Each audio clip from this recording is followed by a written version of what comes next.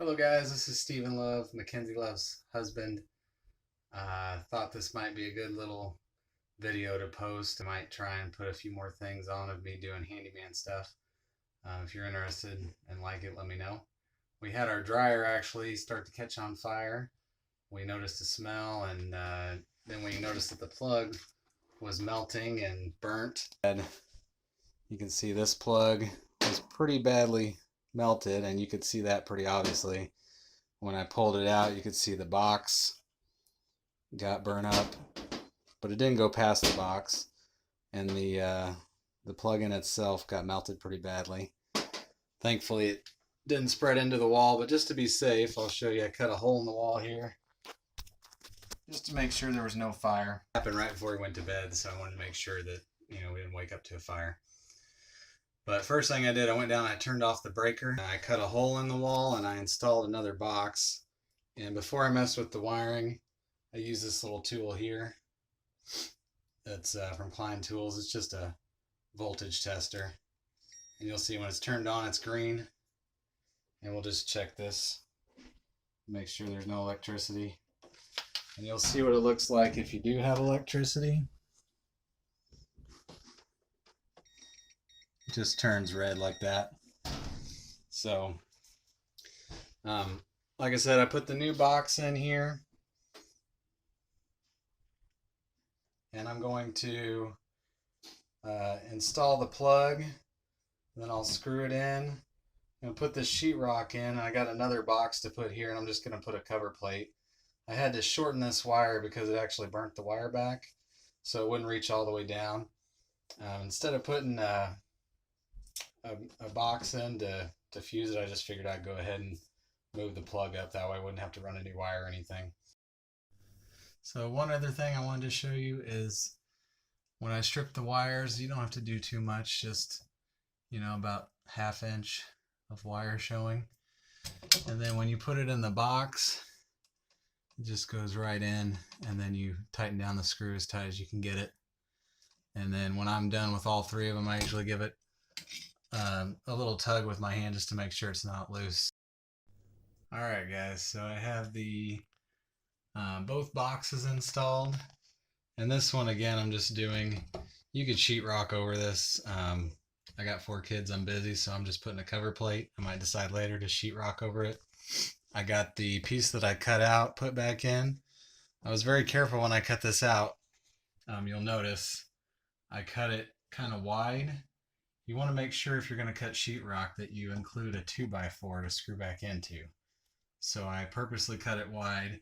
I had a 2x4 going right here, and all I had to do was screw it back in. And then this box I'm just going to put a cover plate on. This is the new receptacle, and I wanted to show you. On the wiring diagram, it didn't say that it mattered which hot.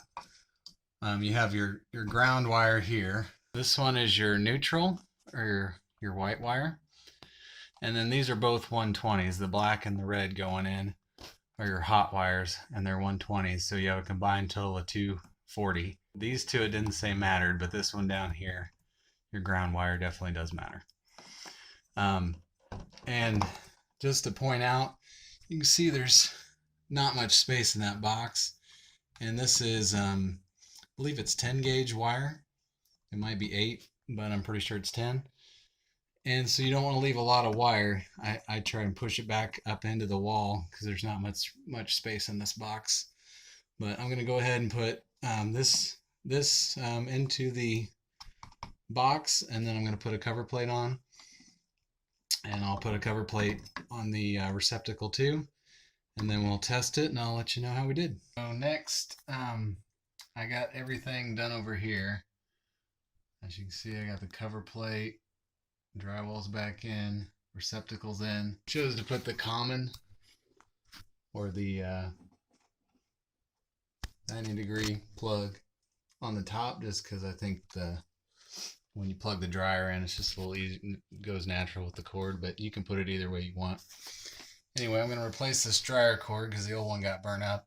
It's pretty straightforward here. You just take off the cover plate on the back of the dryer. Obviously make sure it's unplugged. and that there's no electricity present. And then you'll see on this cord here, that middle one is actually a little skinnier, and then the two side ones are a little wider, a little more round. And you can see on the old, it's the same way. It's just right in a row. You got round, round, and then skinny in the middle. So I'm just gonna take the old ones off and match what they did, and then we'll turn the power on, plug it in, and test it. All right, so everything's done. I turned the dryer on. I let it run for about 10 or 15 minutes. Came back down, turned it off, made sure there was no smells like we smelled before when it started burning up. Opened the dryer and felt inside. You could tell that it was heating up nicely like it's supposed to. Everything seems to be good. At this point, all I have left to do is sheetrock if I decide to, but since this is just a little utility room and we don't really spend much time in here, I'm just going to leave it the way it is. And it's all good to go. A couple things I noticed when I was looking at my videos, I did say ground a couple times. I'm not a licensed electrician, but I believe the correct term is common and neutral. Neutral being your white wire with AC power. Either way, just make sure you're following there should be like a diagram or a little note on the back of your package when you buy the new receptacle plug. You know, Google is your friend too. There's lots of information out there if you want to study more. But if you like this video, please hit the like button and subscribe. And hopefully we'll see some more of these in the future.